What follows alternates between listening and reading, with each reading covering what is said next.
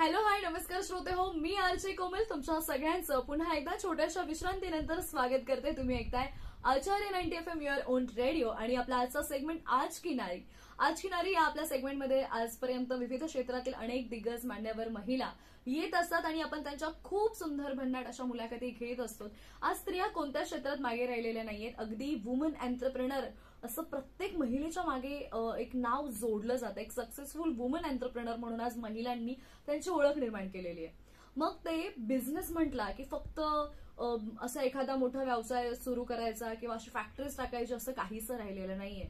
तर तुमच्याकडे जे स्किल आहे ते स्किल वापरून सुद्धा तुम्ही खूप छान बिझनेस करू शकता. याचं बेस्ट एक्झाम्पल म्हणजे माझ्या समोर the best brand ever in clothing नाविन्यासच्या सोनाली रोहन बाणे मॅडम माझ्यासमोर बसलेल्या आहेत. नाविन्यास बद्दल आपण सगळ्यांनीच ऐकलेलं आहे. सोशल मीडियावरती सध्या पारंपरिक कपड्यांची जी काही एक खूप सुंदर असे फोटोज व्हिडिओज भरपूर ठिकठिकाणी पाहायला मिळत आहेत आणि जी काही एक क्रेज सुरू झालेली आहे पारंपरिक कपड्यातून वेस्टर्नाइज थोडासा एक त्याला वळण देऊन एक अगदी खूप सुंदर असे ज्यांनी ट्रेडिशनल आउटफिट्स ज्यांनी मार्केटमध्ये आणले आणि मग अगदी सेलिब्रिटीज पासून ते अगदी सर्वसामान्यांना परवडतील अशा प्रकारचे ब्रँड ज्यांनी तयार करण्याचा निर्धार 2019च्या जानेवारी महिन्यामध्ये घेतला अशा सोनाली बाणे मॅडम आज आपल्यासोबत आपल्या स्टुडिओमध्ये जोडल्या गेलेल्या आहेत. मॅडम तुमचं खूप खूप स्वागत आहे आमच्या आचार्य 90 FM मध्ये. कोमल तुझे खूप खूप आभार की तू म्हणजे नाविन्यासला त्या योग्य समजलंस आणि मला तू इथे येण्याची संधी दिलीस. ऍक्च्युली कारण म्हणजे आपण बघतोय ना की कुठेतरी सोशल मीडियामुळे पुन्हा एकदा लोक पारंपरिक आपल्या पोशाखाकडे वळलेली आहेत. म्हणजे मध्ये जो काही ट्रेंड आला होता की प्रचंड आपण वेस्टर्नाइज होत होतो, पण याच वेस्टर्नाइज काही गोष्टी थोड्याशा आता बाजूला ठेवून पुन्हा एकदा लोक पारंपरिक गोष्टींची वाट धरू लागलेली आहेत. पारंपरिक रस्ता पुन्हा एकदा चालू लागलेली आहेत आणि त्यामध्ये काहीतरी युनिक तुम्ही करताय. कशी सुरुवात झाली नाविन्यासची? माझे आजी आजोबा पैठण्या विणायचे आणि कोणालाही खरं वाटणार नाही पण आमचे कोकणात हँडलूम्स होते म्हणजे आमच्या घरी. आणि आम्ही ह्या अगदी लहानपणापासून गोष्टी ऐकत आलेलो आहोत. पण माझा फोकस होता की काही झालं तरी मला शिक्षिका बनायचंय. हे अगदी इयत्ता 5वी पासून ठरलेलं होतं आणि त्या दृष्टीने आपण म्हणतो ना की आपण एकदा फोकसफुली ठरवलं की त्या दृष्टीने घडत जातं. मग 12वी झाली, डीएड झालं आणि स्पेशल स्कूलमध्ये माझं येणं झालं. मी स्पेशल स्कूलमध्ये जॉईनिंग केलं आणि साधारण एक तिथे आल्यानंतर एक पुन्हा अशी कल्पना होती की आमचे जे काही 7वी इयत्ता झाल्यानंतरचे जे विद्यार्थी आहेत ना ते ड्रॉप आउट होतात कारण की त्यांना पोषक अशी शाळा मिळत नाही. मग अशा वेळेला काय करायचं, तर मी माझ्या मॅनेजमेंटला सांगून आम्ही असा एक विचार केला की अशा विद्यार्थ्यांना आपण काही घरगुती काम देऊ शकतो का आणि त्या दृष्टीने आम्ही ती एक सुरुवात केली. आणि कुठेतरी मग माझ्यातली शिक्षिका त्याचबरोबर एक पिढीच्या जो आपण म्हणतो ना की धंद्यातले आणि जे माझ्या आजी आजोबांचे संस्कार होते ते कुठेतरी रक्तातले बाहेर येत होते आणि कुठेतरी मग म्हणून ते एक वळण पुन्हा एक नवं वळण सुरू झालं आणि बिझनेस इन अ सेन्स की आम्ही काही एक्झिबिशन्स करायला लागलो. त्या एक्झिबिशन मध्ये मला कोमल असं जाणवलं ना की पैठण्यांचे बरेचसे स्टॉल्स असतात आणि तिथे ना तुम्हाला हँडलूम काय आहे हे सांगितलंच जात नाही आणि बायका परिचित नसल्यामुळे प्युअर पैठणी आहे एवढंच सांगितलं जातं आणि त्यांच्याकडून बक्कळ पैसा काढला जातो. आणि तेव्हा मला असं वाटलं की नाही, याचं कुठेतरी आपण अवेअरनेस केला पाहिजे कारण आपले आजी आजोबा जर त्यात होते आणि आम्ही कितीतरी गोष्टी आमच्या आई वडिलांकडनं ऐकल्यात, काका काकूंकडनं ऐकलेल्या आहेत, तर वाय नॉट की आपण हे बायकांना सांगायला पाहिजे ही आपली जबाबदारी आहे. आणि म्हणून मी असे छोटे छोटे व्हिडिओज करायला सुरुवात केली. मला फार हे सगळ्या गोष्टी करायला आवडायचं आणि ते करता करता लक्षात आलं की आपण जर महिलांना स्पेसिफिकली इन्व्हर्टेड कॉमा जर आपण त्यांना व्यवस्थित अवेअरनेस दिली तर ह्या गोष्टी निश्चितच त्याचा फायदा त्यांनाही होतो, त्यांचे 4 पैसे वाचतात आणि योग्य तो निर्णय त्या घेऊ शकतात की आपल्याला कुठल्या ब्रँड सोबत जायचंय किंवा माझी एखादी साडी जर मला घ्यायची तर मी ती किती चोखंदळपणे घेतली पाहिजे. आणि म्हणूनच मी व्हिडिओज करायला सुरुवात केली की पैठणी कशी ओळखायची. आणि ते करता करता आमच्या एक ओळखीचे सर आहेत भूपेंद्र शहा म्हणून, ते मला म्हणाले why you are not starting your brand Sonali. आणि मला असं झालं मैं कैसे, मैं तो स्कूल में टीचर हूँ. नहीं, you have to think about it.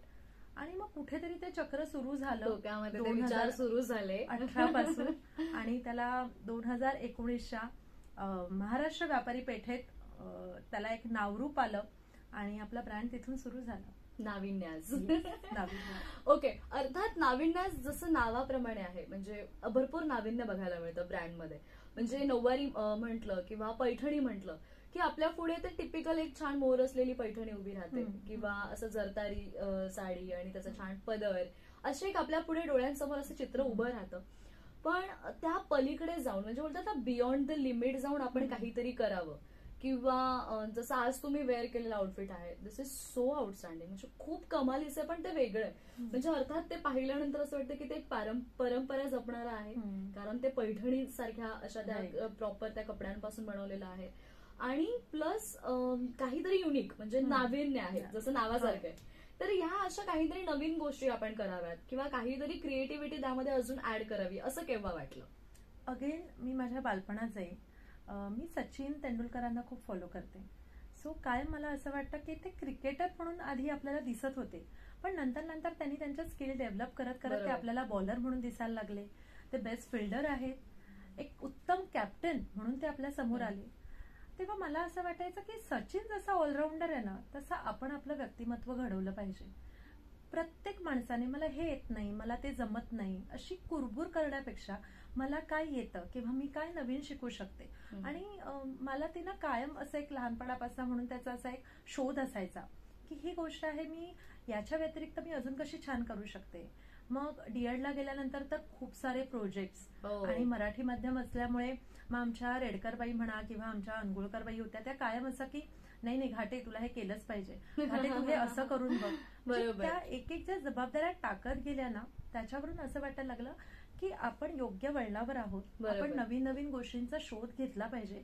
आणि मग नवं करायला कोणाला नाही आवडत, सगळ्यांना आवडतं, पाहायला आवडतं, घालायला आवडतं.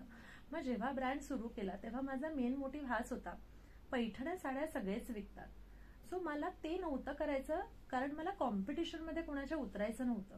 काहीतरी एक वेगळं युनिकनेस असा की लोक आपल्याकडे आली पाहिजे की ह्यांच्याकडे काय वेगळं आहे. म्हणून आम्ही प्रत्येक गोष्ट बनवताना त्याचा विचार करायचो. जसं आता तू बघशील पर्सेस, हँडबॅग्स पैठणीच्या बऱ्याच लोकांकडे, पण जेव्हा तू आपल्या स्टुडिओला व्हिजिट करशील किंवा तू आपल्या एक्झिबिशनला पण आली आहेस, सो आपले क्लचेस खूप वेगवेगळे आहेत, आपण वेगवेगळे फॅब्रिक निवडून आपण करतो, आपले हँडबॅग्स खूप वेगळे आहेत. म्हणजे लोकांना असं क्रिएटिव्हिटी की अरे पैठणीत हे पण तयार होतं, आम्हाला नव्हतं माहिती. सो ही नजर आता आम्ही लोकांना दिलीये की आता तुम्ही सांगा तुम्हाला अजून नवीन काय हवंय, नाविन्यास करायला तयार आहे. म्हणजे मला मी जसं मॅमने सांगितलं की मी स्टुडिओ तर व्हिजिट नाही केलाय, परंतु मला जसं जेवढं मी तुम्हाला सोशल मीडियावर फॉलो केलंय किंवा मी एक्झिबिशन मध्ये तुम्हाला पाहिलं, सो तिथे मला ना खूप काही युनिक गोष्टी दिसल्या. आणि सगळ्यात अजून युनिक गोष्ट जी माझ्या पटकन लक्षात आली ती म्हणजे टोपी, गांधी टोपी. जी की आपल्याला गांधी टोपी म्हणले की एक व्हाईट खादी कपड्याची टोपी डोळ्यासमोर उभी राहते, पण लिटरली पैठणीमध्ये अशा प्रकारची टोपी सुद्धा अवेलेबल होऊ शकते. हा किती युनिक कन्सेप्ट आहे. तर हे कसं सुचलं, म्हणजे कसं सुचत गेलं सगळ्या गोष्टी? ऍक्च्युली टोपीची खास गोष्ट म्हणशील तर आपल्या 2 वर्षांपूर्वी आपण हिंदमाता येथे आपला स्टुडिओ स्टार्ट केला. Again it was a big challenge for me, कारण जरी मी बिझनेस घराण्यातनं असले, माझे सगळे भावंड प्रत्येकाची दुकानं आहेत, माझ्या बाबांचं दुकान होतं, आता वयोमानाने आम्ही त्यांना विश्रांती घ्यायला लावली आहे, पण ते हे मी सगळं लहानपणापासून बघत आले. सो मला त्याची तशी क्रेज नव्हती. पण आपण काहीतरी करतोय आणि एकटे करतोय, वेगळं करतोय आणि एक पुन्हा भूमिका सांभाळून करतोय की मी शिक्षक पण आहे, आई तर आहेच आहे, पण त्या व्यतिरिक्त जाऊन मला अजून पुन्हा काहीतरी तिसरं काम करायचंय. आणि ते हिंदमाता सारख्या ठिकाणी इतक्या इन्व्हेस्टमेंट करायचंय. हॅलो हाय नमस्कार श्रोते हो, पुन्हा एकदा छोट्याशा विश्रांतीनंतर मी आरजे कोमल तुमच्या सगळ्यांचं स्वागत करते. तुम्ही ऐकताय आचार्य 90 FM युअर ओन रेडिओ. आणि श्रोते हो, जसं की तुम्हाला मगाशीच म्हटलं की आज आपल्या आज की नारी या सेगमेंटमध्ये आपल्यासोबत जोडल्या गेलेल्या आहेत successful women entrepreneur Sonali Rohan Mane madam. या मॅडम बद्दल जर सांगायचं झालं तर नाविन्यास हा जो काही क्लोदिंग ब्रँड आहे जो सध्या खूप जास्त धुमाकूळ घालतोय त्याच्या व्हरायटीजमुळे आणि क्रिएटिव्हिटीमुळे. सो नाविन्यास बद्दल बऱ्याच गोष्टी आपण जाणून घेत आहोत आणि ब्रेक पूर्वी मॅमनी त्यांच्या खणाच्या टोपीची किंवा पैठणीच्या टोपीची जी गांधी टोपी होती त्याची जी गंमत सांगितली ती आपण ऐकलीच. पण असेच त्यांचे क्लोदिंगमध्ये बरेच वेगवेगळे प्रकार आहेत, पण त्यांचे हे सगळे क्लोदिंगचे जी काही व्हरायटी आहे म्हणजे कपड्यांची तुमची जी व्हरायटी आहे अर्थात ती इतर लोकांपर्यंत पोहोचवायचं असेल तर त्याला मार्केटिंग तितकंच जास्त महत्वाचं आहे. आणि मार्केटिंग कसं करायचं तर मग मोठा प्रश्न असतो की कुठल्या तरी अभिनेत्रींनी आपल्या आउटफिट वेअर करावे किंवा ते एखाद्या छान सोहळ्याला अवॉर्ड फंक्शनला वगैरे जाताना त्यांनी ते आपले आउटफिट वेअर करावे. पण मग त्यांच्यापर्यंत पोहोचणं पुन्हा एकदा चॅलेंज. पण आज मी पाहतेय तुमच्या सोशल मीडियावरती की आज मराठी इंडस्ट्रीतल्या अनेक दिग्गज अभिनेत्री तुमच्याकडे तुमचे आउटफिट्स वेअर करताना दिसतात. मग मराठी मालिका असू देत, मराठी चित्रपटसृष्टीतल्या अभिनेत्री असू देत किंवा अनेक अभिनेते सुद्धा. तर अशा सगळ्यांना आपले आउटफिट जातात आणि त्यांच्यामुळे अजून जी काही प्रसिद्धीच्या झोकात तुम्ही आलेल्या आहात, काय सांगाल या एकंदरीत सगळ्या ह्या गोष्टींबद्दल? मी एवढंच सांगेन की आधी I would say thank you to Sonali Kulkarni. Because of her आपला तो एक वेगळा प्रवास असा सुरू झाला आणि तिथे तिने इतका विश्वास दाखवल्यामुळे जेव्हा जेव्हा ते फोटोज सोशल मीडियावरती यायचे आणि मग आपल्याला समोरून विचारणा होत होती की आमच्यासोबत कोलॅब कराल का. आणि मला अजूनही आठवत आहे आम्ही तिच्याबरोबर जेव्हा पहिल्यांदा कोलॅब केलं होतं ती होती नवरात्र. आणि मग असा विचार केला की फक्त एक सेलिब्रिटी का, आपण जर 9 सेलिब्रिटींबरोबर केलं तर. मग आम्ही आधी रंग काढले, मग रंगानुसार आम्ही खणाच्या साड्या आधी आम्ही त्याच्यासाठी अप्रोच केलं. म्हणजे प्रत्येक 9 जणींना आपण खण साड्या दिल्या होत्या आणि तेव्हाही खणाची खूप क्रेज होती बिफोर लॉकडाऊन. आणि मला चांगलं आठवत आहे की सोनालीताईने ऑरेंज कलर घेतला होता आणि त्याच्यानंतर आपल्याबरोबर तेव्हा बेर्डेताई होत्या, त्याचबरोबर अशी बरीच नावं आहेत की जशी वैदेही परशुरामी त्यांनी निळा रंग सिलेक्ट केला होता. पूजा सावंत पण आपल्यासोबत जोडली गेली आहे. हो, पण त्यावेळेला नवरात्रीत त्या नव्हत्या. पण मग ह्या प्रत्येकीने आपापला एक एक रंग निवडला आणि कोणालाही याची कल्पना नव्हती की ही अशी काही सिरीज आम्ही करणार आहोत किंवा आधी आम्ही याचं काही डिक्लेअरही केलं नव्हतं. पण पहिला रंग तोच ऑरेंज कलर होता आणि पहिला फोटो आमचा जसा पडला, कोमल मला अजूनही तो दिवस आठवतोय की अक्षरशः 1.5 तास मी ह्या पोझिशनमध्ये होते आणि मी फक्त इंस्टाग्राममध्ये मी फक्त DM चेक करत होते आणि मी लोकांना रिप्लाय करत होते. म्हणजे अक्षरशः तो असा 1.5 तास होता की असं वाटत होतं की एक जरी कस्टमर जर मी मिस करते तर तो माझा लॉस आहे. आणि आपण जर सेलिब्रिटी घेऊन जर काही पोस्टिंग करतोय तर आपण आपल्या कस्टमरना निराश करता, बरोबर, आपल्याला तो अधिकारच नाहीये. मग त्याच्यासाठी अजून का होईना अर्धा तास घालून आपण त्यांची पूर्तता होईल, त्यांना समाधान वाटेल अशी उत्तर आपण त्यांना दिली पाहिजे. आणि मला अजूनही आठवते की साधारण आम्ही 22 ते 23 खण साड्या आम्ही त्या सेल केल्या होत्या विदिन अ 2 days. वाव. आणि मग नंतर आम्ही असा एक डिसिजन घेतला की 25वी साडी झाल्यानंतर आता हे स्टॉप करायचं, लिमिटेड एडिशन ठेवायचं की ती साडी पुन्हा नाही मिळणार. कारण मग आम्हाला असं वाटलं की आपण अजून काहीतरी नवीन करतोय. बरोबर. आणि त्याचा खूप छान रिस्पॉन्स आला आणि आम्ही गेली 3 वर्ष आम्ही ते कंटिन्युअस केलं, नवरात्री केल्या आणि असा खूप छान अनुभव आहे सेलिब्रिटी. बऱ्याच म्हणजे मी आज पाहतेय सोशल मीडियावरती बरेच सेलिब्रिटीज म्हणजे कोणताही मराठमोळा सण असू द्यात आपल्याकडे प्रचंड गर्दी असते, मग ती सर्वसामान्य लोकांची असू देत वा ती सेलिब्रिटीजची असू देत. म्हणजे सगळ्या आजकाल आपण पाहत आहोत की सोशल मीडियावरती सुद्धा प्रत्येकाला पारंपरिक पोशाखामध्ये दिसायला आवडतं आणि त्याचबरोबर आधुनिकता जपायला सुद्धा आवडते. आणि अर्थात आधुनिकता जपायचं तर याचं बेस्ट एक्झाम्पल म्हणजे तुम्ही आता वेअर केलेला आउटफिट असू देत किंवा तुमचे ते छान ब्लेझर्स असू देत, तुमचे वनपीस असू देत. मला इतके प्रचंड ते वनपीस अशा मनामध्ये बसलेले आहेत. म्हणजे पैठणीचा असं फ्रॉक टाईप वनपीस आहे तुमचा, तो गाऊन टाईप. सो पहिल्यांदा म्हणजे आपल्या डोक्यात असं असायचं ना पैठणी साडी वेअर करणं आणि मग दॅट्स इट, मग ते झालं. पण पैठणी साडीच्या पलीकडे जाऊन जे तुम्ही सगळ्या या गोष्टींचं विश्व निर्माण केलंय, या कन्सेप्ट कशा सुचत गेला तुम्हाला? मी अगेन ह्याच्यासाठी थँक्यू म्हणेन अदिती सरंधर ताईला, चेंबूरचीच आहे ती. येस. आणि जेव्हा मी तिला पहिल्यांदा भेटले, तिच्या घरीच भेटलो होतो आम्ही फोटोशूटच्या निमित्ताने. अगेन लॉकडाऊन असल्यामुळे खूप बंधनं होती आपल्यावर, पण तिने हा कॉन्सेप्ट मला दिला की तू फक्त साडी आणि ट्रेडिशनल ह्याच्याकडे नको राहूस, तू असं काहीतरी छान बोल्ड कर. आणि शी इज व्हेरी बोल्ड, म्हणजे तिला असं काहीतरी वेगवेगळं ट्राय आउट करायचं आवडतं. त्याच्यामुळे ती म्हणाली आपण हे करून बघूयात का, आपण पैठणीचं ब्लेझर करून बघूयात का. मी म्हटलं हो वाय नॉट, आपण ट्राय करून बघूया. पण माझ्या नशिबाने म्हण किंवा अशी एक परिस्थिती आली की माझ्या टेलरने ते वेळेत दिलंच नाही, जेव्हा आम्हाला तिच्या कार्यक्रमात ते वापरायचं होतं खरं तर. आणि मग ते समहाव आमचं जुळूनच आलं नाही. पण नंतर लगेचच एक 3 ते 4 दिवसात आपल्याला अपॉर्च्युनिटी आली, ती म्हणजे बिग बॉसची, मराठी बिग बॉस मधून. आणि जेव्हा आपण त्या मीटिंगला गेलो, आपण सगळे फॅब्रिक घेऊन गेलो होतो, कारण काही गोष्टी आपल्याला मेक टू ऑर्डर्स मध्ये करायच्या होत्या. म्हणजे त्याची कल्पना त्यांनी आम्हाला दिली होती, काही रेडीमेड्स मध्ये दाखवायचे होते. आणि मग त्यावेळेला पैठणीचा ब्लेझर ही कॉन्सेप्ट जेव्हा मी त्यांना सांगितली, तेव्हा त्यांनी ती इतकी आवडली आणि त्याच्याखाली त्यांनी स्कर्ट वेअर करणं पसंत केलं. म्हणजे पॅन्ट आणि हे सगळं नको, काहीतरी इंडो वेस्टर्न आपण वेगळं करू. आणि असं करत करत आपण स्नेहलता वसईकर यांच्यासाठी आपण ते पहिल्यांदा ब्लेझर ट्रायआउट केलं. आणि मला अजूनही आठवते गोष्ट पैठणीची, याचं तेव्हा प्रमोशन होतं.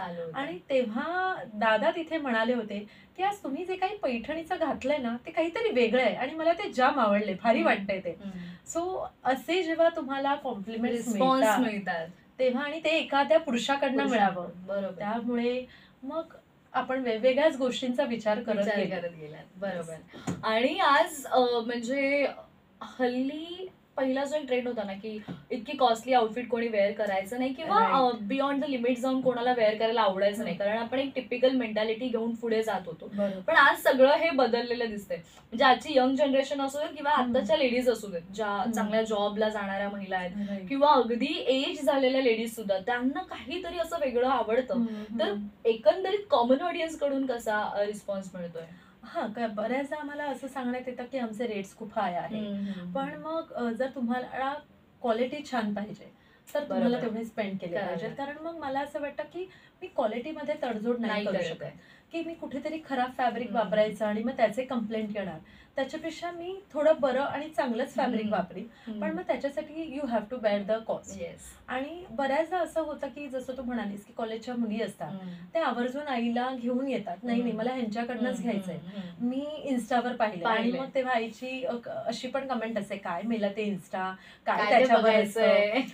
पण मग जेव्हा त्या पुन्हा दाखवतात, नाही ताई तू जरा सांग ना आईला, असंही त्यांचं असतं. की आधी पण असं की कॉल किंवा मेसेजेस असतात, मी ना माझ्या आईला घेऊन येते, फक्त तुम्ही तिला कन्व्हिन्स करा. म्हणजे ते पुन्हा त्यांना त्यांचं नातं जपायचं असतं, आईकडनं आणि बाबांकडनं ते काढून घ्यायचं. आणि ह्या सगळं करायला मला आवडतं. पण हे किती कमालीच आहे, आपल्या आउटफिट साठी मुली कन्व्हिन्स करतायत आई बाबांना किंवा घरातल्या मेंबर्सना सांगतायत की ते कॉस्टली आहे ग ताई, पण ते आम्हाला हवंय. म्हणजे इथेच आपण कुठेतरी ते मन जिंकलंय आपल्या सगळ्या लोकांचं. आपल्याकडे जे काही आता सगळे आपण रिलेशन जे एक बिल्डअप केलंय प्रत्येक लोकांबरोबर, ग्राहकांबरोबरचं, तर ते एक रिलेशन बिल्डअप केलंय. आणि मला असं वाटतं कमाल आहे, तिकडेच पोचपावती मिळते आपल्या कामाची, की लोक सांगतायत म्हणून की तुम्ही कन्व्हिन्स करा. आणि कसं होतं बघ, आपण कमवतोय म्हणून आज मी सुद्धा स्वतः उठून अगदी 1,00,000-1.5 लाखची पैठणी नाही घेणार, किंवा मी घेतही नाही. म्हणजे कुठेतरी असं वाटतं की मी ती एकदाच नेसणार आहे ना, मग मी आता 1,00,000-1.5 लाख त्याच्यामध्ये काय इन्व्हेस्ट करू. बरोबर. पण मग मी त्याच्याऐवजी काय करते, तर मी कॉटन पैठणी घेते. पण मग हा अजून पर्याय बऱ्याचशा महिलांना माहिती नाही की कॉटन पैठणी काय असतं, किंवा त्याची जी एक ब्युटी आहे ती किती सुंदर दिसते, किंवा प्युअर सिल्क मध्ये पण आपण किती वेगवेगळ्या पैठण्या आपण नेसू शकतो. पण मग त्याच्यासाठी आम्ही खास महिलांपर्यंत हा एक पर्याय आणलेला आहे की तुम्ही आपल्याकडे पैठणीची पिशी करू शकता. अच्छा, पैठणींची पिशी, समथिंग युनिक. पैठणीमध्ये पण पिशी असते, मला हे आज कळतंय. आणि ती पण फक्त आधी आम्ही सुरुवातीला ना काही 3 वर्ष फक्त प्युअर सिल्क पैठण्यांसाठीच करायचं. म्हणजे मग काय होतं की तुम्हाला मंथली 1,000 रुपये भरायचे, 10 महिने झाले की 11वा महिना आमच्याकडनं असतो. आणि तेव्हा मग तशी ती रेंज होती. आता ती रेंज पुढे पुढे आपली वाढत जाते. पण मग नंतर तर आम्ही हा विचार केला की आपण का प्युअर सिल्क मध्येच बायकांना अडकवतोय. आपण एक छोट्यातली छोटी अमाऊंट ठरवूया की फक्त 5,000. मग त्या 5,000 मध्ये तुम्ही नाविन्याज मध्ये या, तुम्हाला जे हवंय ते तुम्ही खरेदी करा. वाव. आणि मग अगदी बायकांना, आता माझ्याकडे बायका म्हण, कॉलेजच्या मुली म्हण, त्याच्या महिना 500-500 रुपये जमा करतात. या किती गोड आहे. आणि मग त्यांना जेव्हा हवंय, म्हणजे स्पेशली दिवाळी, मग दिवाळीमध्ये ते येतात, त्यांना जे जे हवंय ते खरेदी करतात. किती युनिक कॉन्सेप्ट आहे. हो, तुमचं, तुम्हीच फार क्रिएटिव्ह आहात म्हणजे मुळात. म्हणजे एकतर ऑफकोर्स आम्ही महिला आणि मुली म्हटलं की आमचा ते जवळचा भाग असतो, म्हणजे आम्ही नो कॉम्प्रोमाइज आहे. म्हणजे एखादी वस्तू किंवा एखादा कपडा जर आम्हाला आवडला, तर आम्ही त्यासाठी काही करू शकतो. बरं, आता कपडा आवडलेला जो आहे तो जर कॉस्टली असेल तर त्यासाठी बेस्ट सोल्युशन त्यांनी तुम्ही शोधून काढलेत. म्हणजे हे कमालीच आहे ना. म्हणजे आपण कुठेतरी एवढे जे पैसे उडवतोय त्यातले 100-500 रुपये आपण महिन्याला तिकडे साठवा आणि जेव्हा हवं त्यावेळेला असं मस्त काहीतरी भारीसं घेऊन जा. तुझा साखरपुडा असू दे, लग्न असू दे, म्हणजे मुलींना आता त्या दृष्टीने प्रिपेअर होत आहे की मग मला जर हे घ्यायचंय मग त्याचं बजेट किती. आणि तू जर माझ्या पोस्ट बघशील तर आपल्या प्रत्येक पोस्टच्या खाली ना किंमत दिलेली आहे. आणि अगेन मी याच्यासाठी क्रेडिट देईन घे भरारीला, कारण तिथे ना आम्हाला तशी सवयच त्यांनी लावली आहे की तुम्ही आज एका व्यक्तीला एक किंमत सांगाल, दुसऱ्या व्यक्तीला दुसरी किंमत सांगाल, त्यापेक्षा ती किंमत द्या. प्रत्येकाचा एक माइंडसेट तयार होतो की ही मला वस्तू घ्यायची किंवा नाही घ्यायची, किंवा आता घ्यायची नाहीये पण मला जेव्हा गरज पडेल तेव्हा मी आवर्जून मग नाविन्यासमध्येच जाईन. बरोबर. मग ते आपण केल्यामुळे ना आज ह्या सगळ्या पोस्टिंगचं काम जे आहे ते माझी बहीण बघते, because it's a family business. So माझ्या घरातल्यांचा सपोर्ट असल्याशिवाय मी हे काही एकतर्फी करू शकत नाहीये, किंवा आपल्या टीम मधले जे सगळे आहेत. सो हे ना आदल्या रात्री सगळ्या पोस्टिंग तयार ठेवतात की उद्या आता काय पोस्ट करायचंय. मग प्रत्येक ह्याच्यात की मुलांमधलं काय आहे किंवा मेन्सवेअर मधलं काय आहे. सो अशा दिवसात ना आमच्या साधारण 3 ते 4 पोस्ट जातात. दररोज काही ना काहीतरी वेगवेगळं. आणि मग त्याच्यामुळे ना त्यांचाही माइंडसेट तयार होतो की आता आपल्याला आधी सुरुवातीला छोट्या किमतीच्या पोस्ट करायच्या, मग आपल्याला थोडंसं मधल्या वेळेत थोड्या हाय लेवलच्या टाकायच्या, परत संध्याकाळी थोडंसं कमी किमतीच्या टाकायच्या. म्हणजे हे आपण स्ट्रॅटेजी आपण त्या पोस्टिंग करत असतो. क्या बात आहे. वाव, मला भरपूर गोष्टी शिकायला मिळालेल्या आहेत आणि खरंच कमाल आहात तुम्ही. म्हणजे क्लोदिंग ब्रँड मध्ये येऊन फक्त एक नॉर्मल शॉप खोलून न बसता त्याच्यामध्ये प्रचंड क्रिएटिव्हिटी आणून, प्रचंड क्रिएटिव्हिटी वापरून एक स्वतःचं युनिक असं नाविन्यास, ज्याच्यामध्ये प्रचंड नाविन्य आहे, असा ब्रँड तुम्ही तयार केलात, पुढे आलात, मेहनत घेतली स्वतः आणि अजूनही घेत आहात. आणि इतकं सुंदर तुमचं काम चाललेलं आहे आणि तुमचे आउटफिट्स खरंच म्हणजे आज ऑलमोस्ट सगळ्या श्रोत्यांना कल्पना असेल किंवा आमचे जे प्रेक्षक आहेत त्यांना मी आवर्जून सांगेन की जर आपल्या आयुष्यामध्ये ना असे काही मोजके स्पेशल दिवस असतात, म्हणजे लग्न म्हणा, साखरपुडा म्हणा, तर अशा स्पेशल दिवसासाठी जर तुम्हाला असं वाटत असेल ना की हा स्पेशल दिवस मला स्पेशल बनवायचा आहे, तर please do visit please do visit Navinyas, कारण त्या स्पेशल दिवशी तुम्हाला स्पेशल लुक नक्कीच मिळेल तिकडे. आणि खूप छान वाटलं. जसं की मला अजून सांगायला आवडेल की आपण अगदी होम डेकोरच्या वस्तू सुद्धा बनवून देता तुम्ही. म्हणजे एक असतं ना की माझ्या आजीची साडी आहे त्याचं मी काय करू, तर तुम्ही मला सांगितलं की तुम्ही त्यापासून पडदे आणि कुशन्स वगैरे बनवताय. सगळ्या टीमचा खूप सपोर्ट होत असेल ना? प्रश्नच नाही ग, कारण की जसं आता आजीची साडी आहे तर मग मी ती कधीतरी फक्त एकदा नेसेल, म्हणजे तेव्हाच फक्त माझी आजी जवळ आली असं वाटेल. पण जर तू सणासुदीला जर ते पडदे घरभर लावलेस बरोबर तर कायम तुला असं वाटेल की सहवास आणि तुझ्या आजीची आपण म्हणतो ना ऊब आहे, तुझी आजी तुला बघतीये आणि मग त्यात आपला दिवस कसा सरून जातो. आणि कायम म्हणजे मी तर माझ्या आजीला लहानपणी भेटले, तिच्या सहवासात राहिले, पण मी आजोबांना नाही पाहिलंय. त्यामुळे कुठलीही पैठणी जेव्हा खरंच सांगते की जेव्हा आपल्या स्टुडिओमध्ये बनवून येते आणि जेव्हा आम्ही त्याला ते लेबलिंग करतो की आपल्याकडे प्युअर सिल्क हँडलूम, सो एक सिल्क मार्क असतं, ते जेव्हा आम्ही सिल्क मार्क लावतो त्याला आम्ही प्लास्टिक कव्हरिंग करतो, त्याच्यानंतर आमच्याकडच्या खास पैठणी बॅग्समध्ये ते जातं. आणि जेव्हा एक गिफ्ट म्हणून जेव्हा तू प्रेझेंट करते समोरच्याला, त्यावेळेला असं वाटतं की माझ्या आजी आजोबांनी आशीर्वाद दिलाय बरोबर, की आता ही वस्तू लोकांना आवडणार आहे आणि ही ती व्यवस्थित ज्या माणसांना त्याची आवड आहे त्या माणसांच्या हातात ते जाणार आहे, की ते ओपन केल्या त्यांना तो एक वाव फील आला पाहिजे, काय किती सुंदर पैठणी आहे. सो त्या दृष्टीने म्हणून आपले सगळे प्रयत्न असतात. नक्कीच. आणि खरंच खूप छान कॉन्सेप्ट आहे हा. आणि मला अजून सांगायला आवडेल की बरेच व्हरायटी आहेत, महिलांसाठी पैठणी असतील, कस्टमाइज पैठणी सुद्धा आपण देत आहात. त्याचबरोबर पैठण्यांमध्ये सिल्क दुपट्टा तुम्ही प्रोव्हाइड करत आहात, फॅब्रिकमध्ये आणि कुर्तीज तुम्ही देत आहात, पैठणींचे शेले, म्हणजे लग्नामध्ये आजकाल खूप खूप खूप ज्याची पद्धत सुरू आहे की आपण छान नऊवारी साडी घेतो, पण नऊवारी साडीसोबत आज तितकाच महत्वाचा झालाय तो म्हणजे शेला. तर तो शेला सुद्धा आपल्याला अवेलेबल आहे. आणि सध्या लग्न सराईचे सीझन सुरू आहेत. आय नो तुम्ही किती बिझी आहात, पण त्यातून पण तुम्ही इथे आलात. आणि हो, फक्त महिलांसाठी आणि मुलींसाठी नाही, तर अगदी छोट्या क्यूट न्यूबॉर्न बेबीजसाठी सुद्धा आमच्याकडे म्हणजे नाविन्यासमध्ये कपडे अवेलेबल आहेत. खूप सुंदर सुंदर, म्हणजे हल्ली आपल्याला माहिती आहे की बारसं असेल तर ते आम्हाला पारंपरिक पद्धतीने करायचे, मग त्यासाठी परकर पोलकं म्हणा, नऊवारी साडी म्हणा किंवा मुलांसाठी काही वेगळे अंगरखाचे क्लोदिंग्स म्हणा किंवा छत्रपती शिवाजी महाराजांचे आउटफिट त्या प्रकारचे, तर ते सुद्धा नाविन्याजमध्ये आपल्याला पाहायला मिळतील. त्या पलीकडे जाऊन मुलांसाठी, पुरुषांसाठी खादीचे काही जॅकेट्स असतील किंवा पैठणी जॅकेट्स आहेत, धोती, सदरा, कुर्ता, असे खूप वेगवेगळ्या प्रकारचे व्हरायटीज सगळ्यांसाठीच उपलब्ध आहेत. म्हणजे हल्ली असं असतं ना की डिझायनरकडे गेले की मोस्टली मला महिलांसाठी मुलींसाठी काहीतरी बघायला मिळतं. इकडे सगळं आहे. म्हणजे तुम्हाला तुमचा दिवस स्पेशल बनवायचा आहे तर प्लीज नक्की व्हिजिट करा. नक्कीच. आणि हो, ज्यांना आता बोल्यावर चढायची घाई लागलेली आहे आणि त्यांना प्रचंड प्रश्न पडलाय की मी कुठे जाऊ शॉपिंगला आणि मला कळत नाहीये, मला खूप पारंपरिक लुक करायचा आहे, तर जास्त टेन्शन घेऊ नका. हिंद म्हातारा स्टुडिओ आहे, नक्की व्हिजिट करा.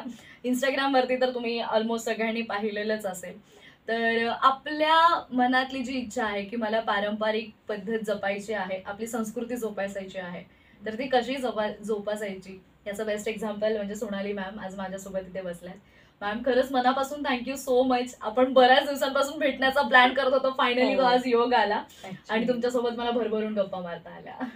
आणि तुझे खूप खूप कौतुक, तू इतक्या छान पद्धतीने सगळं लोकांपर्यंत पोहोचवतेस, कारण की तुझी भाषा, तुझी बोलण्याची शैली ते नक्कीच सगळ्या श्रोत्यांना तुझ्या आवडतंय ऐकायला. त्याच्यामुळे तुझे खूप खूप कौतुक आणि पुन्हा एकदा धन्यवाद तू नाविन्याची ही संधी दिल्याबद्दल. नक्कीच नक्कीच. मी माझं सगळं ठरवलंय. म्हणजे आता मला कुठे जायचंय तर येस ऑफकोर्स लवकरच येईल मी तुमच्याकडे आउटफिटसाठी. आणि नक्कीच, कारण आपल्या आयुष्यामध्ये फार असे कमी मुवमेंट्स येतात जिकडे आपल्याला ते मुवमेंट्स आपल्याला स्पेशल करायचे असतात.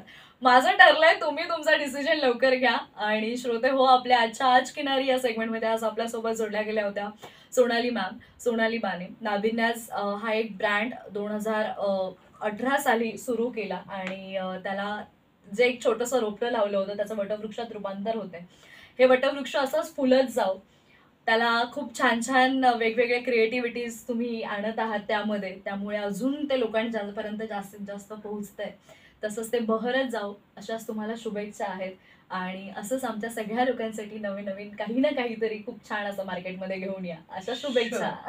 खूप थँक्यू. तर श्रोते हो, आपल्या आजच्या सेगमेंटमध्ये मी आरजे कोमल सोनाली मॅम सोबत इथेच तुमची रजा घेतेय. तुम्ही मात्र कुठेही जाऊ नका, ऐकत रहा आचार्य 90 FM युअर ओन रेडिओ. धन्यवाद.